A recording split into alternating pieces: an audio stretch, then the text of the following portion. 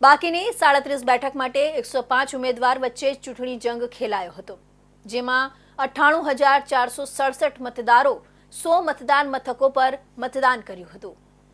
વલસાડ જિલ્લાની 3 નગરપાલિકાની ચૂંટણીમાં ધરમપુર પાલિકામાં 24 બેઠક પર મતદાન થયું હતું।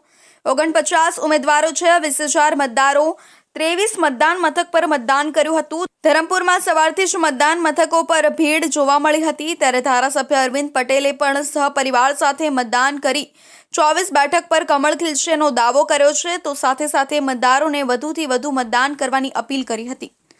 સુરક્ષાની દ્રષ્ટિએ વલસાડ જિલ્લામાં કુલ 48 મતદાન મથકો સંવેદનશીલ જાહેર કરાયા હતા, જેમાં વલસાડમાં 21, પારડીમાં 12, ધરમપુરમાં 5, ઉમરગામમાં 7 અને કપરાડામાં 3 મથકોનો સમાવેશ થાય છે। ઉમરગામ તાલુકા પંચાયતની ફણસા સરીગામ બેઠક માટે 14,451 અને કપરાડા તાલુકા પંચાયતની ઘોટણ બેઠક માટે 7,123 મતદારોએ મતદાન કર્યું હતું। મતદાન પ્રક્રિયામાં દરેક મતદારે સામાન્ય રીતે 4 મત આપવાના હતા, જોકે વલસાડ પાલિકાના વોર્ડ નંબર 9માં 3 મત અને વોર્ડ નંબર 10માં 2 મત આપવાના હતા। પારડી પાલિકાના વોર્ડ નંબર 2ના મતદારોએ 3 મત આપવાના હતા। પારડી પાલિકાની મતગણતરી ડીસીઓ સાર્વજનિક હાઈસ્કૂલ ખાતે હાથ ધરાશે। આજે ધરમપુર નગરપાલિકામાં જે મતદાન થઈ રહ્યું છે ને અમારા ભારતીય જનતા પાર્ટીના દરેક કાર્યકર્તા આજે ટેબલ લગાવીને પણ બેઠા છે।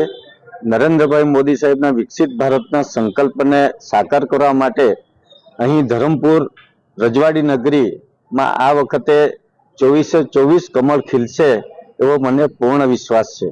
લોકોને શું અપીલ કરશો? અને લોકોને ખાસ કરીને આ લોકશાહીનું પર્વ છે, એમાં સૌથી વધુ મતદાન થાય, કોઈ પણ મતદાર મતદાનથી વંચિત ન રહે એવી મારી નમ્ર અપીલ છે। વલસાડ, પારડી અને ધરમપુર પાલિકામાં કુલ 212 ઉમેદવારો માટે 1.43 લાખથી વધુ મતદારોએ મતદાન કર્યું હતું।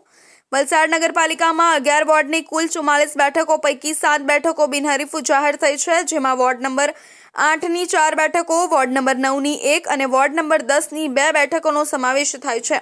બાકીની 37 બેઠકો માટે 105 ઉમેદવારો વચ્ચે ચૂંટણી જંગ ખેલાયો હતો, જેમાં 98,467 મતદારો 100 મતદાન મથકો પર મતદાન